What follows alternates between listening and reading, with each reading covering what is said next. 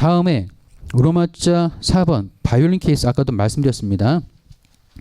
바이올린 케이스는 5페이지 나와 있죠. 하단에 바이올린을 담기 위해 특별한 모양으로 알맞게 제조되었으며 내구성이 있으므로 통치고 감옥에 적용됨에 따라서 바이올린과 함께 제시된다면 9205 후에 같이 분리하며 케이스만 단독으로 제시된다면 4202 후에 분리한다고 되어 있죠. 예, 그래서 이 내용도 중요한 내용 중에 하나죠.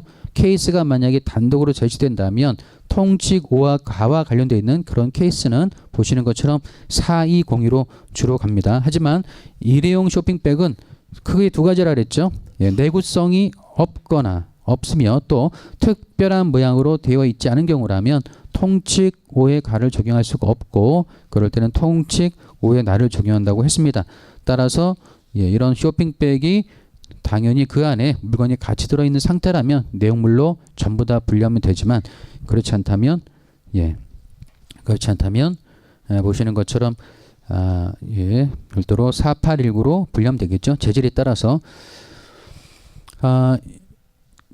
가끔 보면은 그런 경우가 있어요.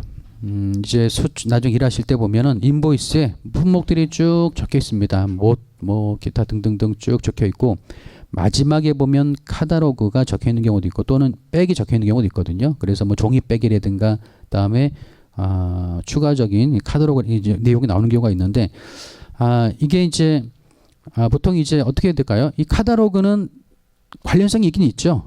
관련성이 있다. 뭐 일종의 소명 세트를 볼 수가 있을까요? 소명 세트로. 즉 의류가 100개가 들어왔습니다. 의류가 100개가 들어오고 그다음에 여기에 카탈로그가 예를 들어서 100개가 들어왔다. 인보이스에. 그런데 이거를 그냥 카탈로그 그냥 뭐 신경 쓰지 말고 둘 다 그냥 하나의 세트로 이 카탈로그가 각각의 의류를 설명하고 있다면 그러면 의류로서 예를 들면 6101에 전부 다 분리할 수 있을까요?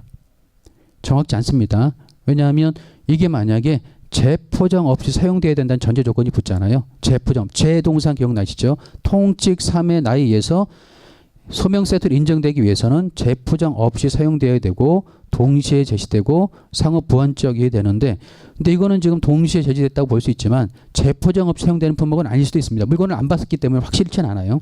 만약에 물건을 봤는데 만약에 의류 하나에 카드로 들어가 있다면 그때는 뭐 또 포장이 또 별도로 되어 있다면 그런데 통상 의류를 그렇게 수입하지는 않습니다. 그렇게 수입하지는 않아요. 그래서 보통 이런 경우 카탈로그 있다 이거 별도로 신고하면 됩니다. 4911 별도로. 그래서 옷은 6101 그리고 4911을 분류합니다. 그럼 이거는 의미가 없어요. 관세가 0% 부가세도 0%거든요. 없습니다. 따라서 실제로 구분하는 게 훨씬 낫죠. 왜? 세금이 없으니까. 그런데 가격이 굉장히 적습니다.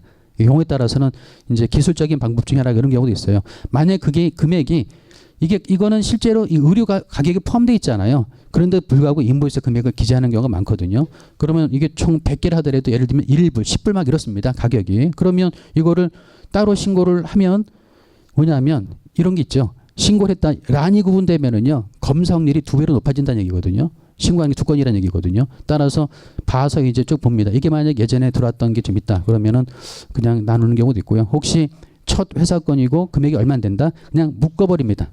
그러면 관세가 13%거든요. 세금 그냥 내버립니다. 그렇다 하더라도 금액이 얼마 안 되잖아요. 부가세 환급받으니까. 그래서 그렇게 수입하는 경우가 종종 있습니다. 그러니까 이건 기술적인 부분이죠. 검사 확률 때문에 겁이 나서 검사 나가면 뭐 물건 보는 게 겁이 나는 게 아니라 사람이 가서 시간 투자를 해야 되잖아요. 그렇기 때문에 그런 부분 때문에 뭐 가끔 이렇게 좀 할 때는 좀 그 상황에 따라서 하는 경우가 있지만 원칙적으로는 말씀드렸던 것처럼 별도로 해야 되고요. 또 실제로 카탈로그가 100개만 들어온 건 별로 없습니다. 이게 만약에 우리가 100개라면 카탈로그가 예를 들면 뭐 10개 또는 뭐 이런 식으로 해서 들어오거든요. 즉 뭐냐면 10개라는 얘기는 수량이 안 맞다는 얘기는 이거랑 같이 세트일 가능성이 거의 없잖아요. 그래서 거의 다 인보이스에 카탈로그가 적혀 있으면 그냥 3번 기본적으로 따는 게 좋습니다. 예, 그래봤자 관세 부가세 없으니까 막 크게 세금 부분에 대한 고민 또 금액도 작기 때문에 고민할 부분은 없죠.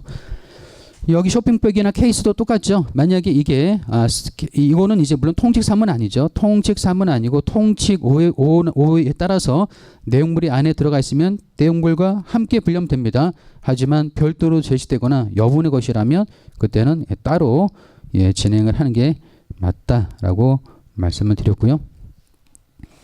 그런 내용들. 그래서 틀리다. 결론은 틀리다고 해야 되겠죠. 예, 각각 예, 일회용 쇼핑백은 재질에 따라서 예, 동일하면 4819, 또 다음 페이지 보시면 비닐 재질이라면 3923호에 분류를 하는 게 맞습니다. 그래서 첫 번째 바이올린 케이스가 적용될 통칙은 통칙5에 가죠. 통칙5를 적고 내용을 설명하고, 다음에 통칙 2에 일회용 쇼핑백에 적용된 통칙을 기술하고 이것에 관한 설명을 추가적으로 하시면 되겠죠. 예, 기본적인 적용되는 통칙이 틀리니까.